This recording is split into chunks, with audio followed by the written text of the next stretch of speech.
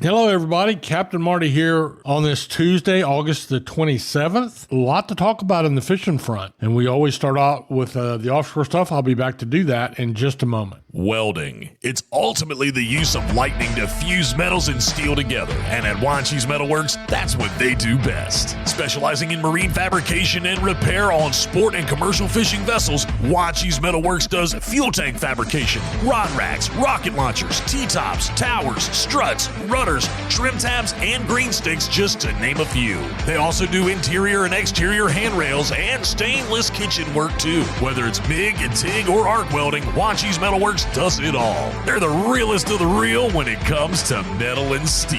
Wanchie's Metalworks, 102 CB Daniels Road, Wanchie's. Scrambling around to different stores, in and out of the car multiple times to make sure you have everything you need for the beach, that can be such a hassle. But not with the Breeze Through in Avon. Breeze Through is your one stop for gas, beer, drinks, ice, sandwiches, snacks, coffee, sunscreen, and the best part? You don't even have to get out of your vehicle. That's right, just sit tight. Breeze Through will bring everything you need right to your car. Looking for a keg for a special event or gathering? Breeze Through is the only store on Hatteras Island who sells them. Breeze Through Avon, milepost 55, and online at breezethroughobx.com. All right, so offshore fishing, we start down to Hatteras, and they had a nice mix of fish. You had to work at it a little bit, but they are averaging, I'm going to call it 1 to 2 wahoo per boat per day. And if that doesn't sound like anything to write home about, remember that a wahoo is one of the prized trophy fishes in the offshore fleet, also one of the top fish to eat. You want something really good, go catch or buy a piece of wahoo, grill it, and then eat what you're going to eat grilled and save some of it, chill it in the refrigerator overnight, and then make wahoo salad out of it the next day. However you like your tuna salad or fish salad, I put some Madame Mesquite sweet onions in there, a little mayonnaise, chop it all up real good. I prefer a little pickle in mine as well. Oh my gosh, is it ever good. They also had blackfin tuna, a few mahi, and some of them did a little bit of amberjack fishing and ended up putting a nice spread of fish on the dock. Inshore down there, pretty traditional summertime fare with some false albacore, some Spanish mackerel, and some bluefish. Now for Oregon Inlet, they had a good day on the mahi yesterday and a good day on the blackfin tuna. I didn't see hardly any yellowfin tuna, but some limits of mahi, which is 60 or plus fish per day per sport fishing boat. Some of them had great catches of blackfin tuna like Brenner Parks and the Smoker and others. And there was a few sailfish and white marlin being caught. And while we're talking about the sailfish and white marlin, should be noted that the white marlin fishing is getting really good off Ocean City. Those fish that have been up off New England seem to be moving down. And I can only hope that September is a good month for us on a traditional white marlin bite, which we really haven't had this summer, and we didn't have it all last summer. So we'll see what happens, but I saw some boats north of us with 7, 8 white marlin flags in the rigger, so that's really, really encouraging. The Oregon Inlet Fleet also inshore had ribbons. False albacore ribbons, meaning ribbon fish, false albacore, Spanish mackerel, and a few jacks and their catches. So those are all crowd pleasers. The albacore is not a true albacore. It's what's called a false albacore or a little toonie. And it is, I would put it right up there as pound for pound, one of the top fighting fish in the ocean. And if you listen to my program regularly, you know that I would put amberjack probably as number 1, a sheephead probably as number 2 maybe, but a false albacore is right in there as number 3. Almost always when you get them to the boat, they have fought themselves to death, so they give it their all. And that's it for our offshore and inshore.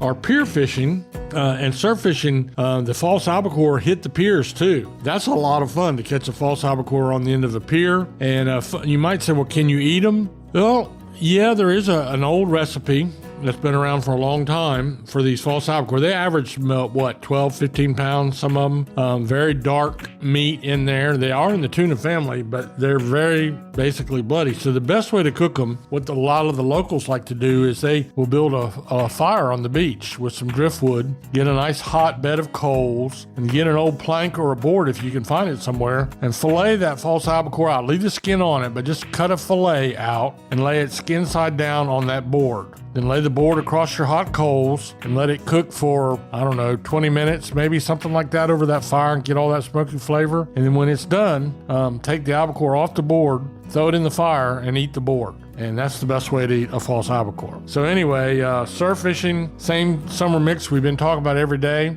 Spot, sea mullet, croakers, Spanish mackerel, and bluefish. So not a whole lot of anything, but a nice variety in the catches. This is relaxing time of year, and boy, it was pretty yesterday. Man, it was calm. Everybody out. I mean, if you could look from a satellite and have a dot for every person that's fishing up and down the Outer Banks, out in the Gulf Stream, back in the Sound, it would be amazing. We truly are a fishing mecca. And speaking of that, I'll take a little break right here, and I'll be back to talk to you about the backcountry.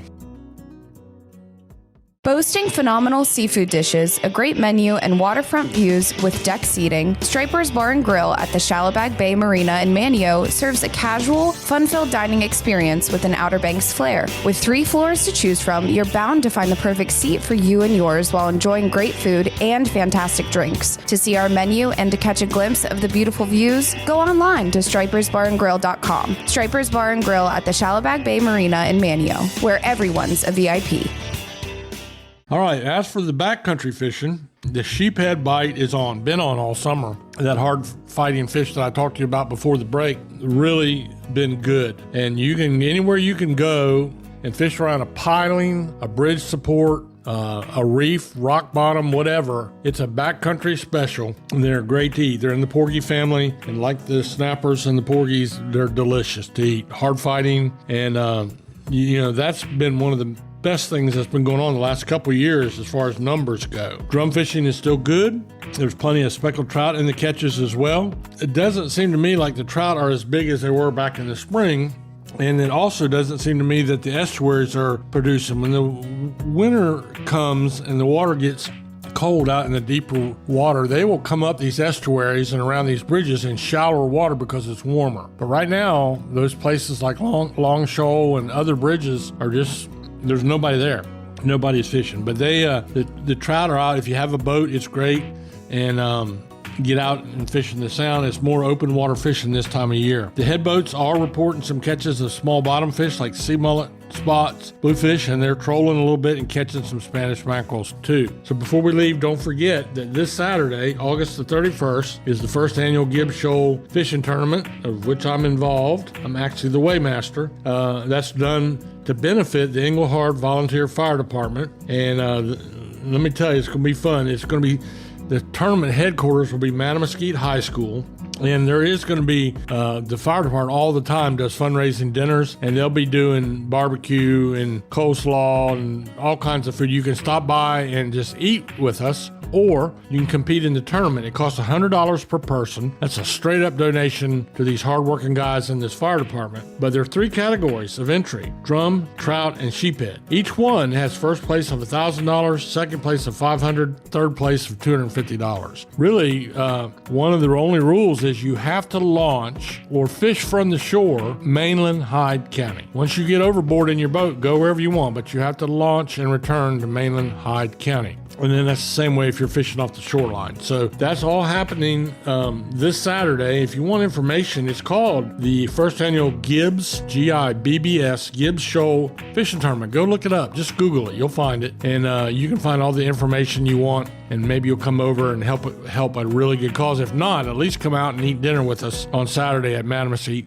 High School. So that's a pretty full fishing report. It's all I have for you today. I'll keep you posted. You're not going to catch them in the motel room, so go out and wet a line. Have a blessed day.